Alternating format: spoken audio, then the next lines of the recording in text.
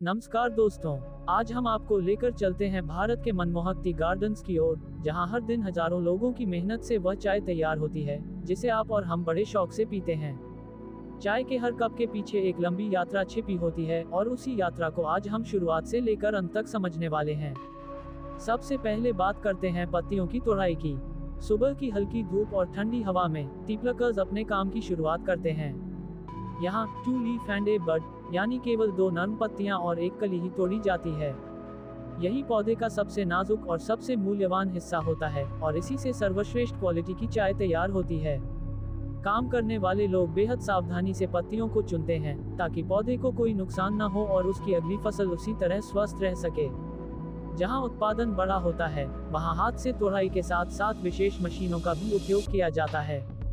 ये मशीनें एक समान ऊंचाई पर पत्तियों को काटती हैं और उन्हें पीछे लगे बड़े बैग में इकट्ठा करती जाती हैं। इस मशीनरी की मदद से समय की बचत होती है और कम समय में ज्यादा पत्तियां तैयार हो जाती हैं। हालांकि क्वालिटी नियंत्रण के लिए इंसानी दृष्टि यहाँ भी महत्वपूर्ण रहती है। पत्तियों की कटाई पूरी होने के बाद आता है सॉर्टिंग का चरण। यहाँ कच्ची, टूटी या खराब पत्तियों को अलग कर दिया जाता है और केवल वही पत्तियां आगे भेजी जाती हैं जो सर्वोत्तम गुणवत्ता की हों।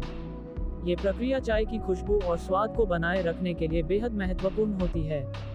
अब बात करते हैं पत्तियों के फैक्ट्री की ओर सफर की। ताज़ी तोड़ी गई पत्तियों को ज्यादा देर तक रखा नहीं जा सकता, इसलिए कटाई के तुरंत बाद उन्हें बड़े बड़े बैग या ट्रे में भरकर छोटे ट्रक, जीप या मिनी वाहन के जरिए फैक्ट्री पहुंचाया जाता है। इस सफर को जितना तेज रखा जाए उतना ही बेहतर माना जाता है, क्योंकि ताज़ी पत्ती का स्वाद और खुशबू समय के साथ कम होती जाती है। फैक्ट्री में पहुंचते ही पत्तियों को सबसे पहले विथरिंग ट्रे पर फैलाया जाता है। यहाँ हल्की हवा दी जाती है जिससे पत्तियों की नमी कम होती है और वे अगले चरण के लिए तैयार होती हैं। इसके बाद पत्तियां रोलिंग मशीन में भेजी जाती हैं। यही वह जगह होती है जहां चाय की असली पहचान, उसकी खुशबू, उसका रंग और उसका स्वाद उभरकर सामने आता है। रोलिंग पत्तियों की कोशिकाएं तोड़ता है और यह प्रक्रिया green tea, black T, Darjeeling, Assam या किसी भी प्रकार की चाय के स्वाद को अलग बनाती है। अगर ग्रीन टी बनानी हो तो रोलिंग के तुरंत बाद पत्तियों को गर्म किया जाता है ताकि ऑक्सीडेशन रुक जाए। लेकिन अगर ब्लैक टी तैयार करनी हो तो पत्तियों को एक नियंत्रित तापमान पर कुछ समय के लिए छोड़ दिया जाता है ताकि वह प्राकृतिक रूप से ऑक्सीडाइज हो सके और अपनी गहरी खुशबू विकसित कर सके। इसके बाद पत्तियों को ड्राइंग मशीन में सुखाया जाता है।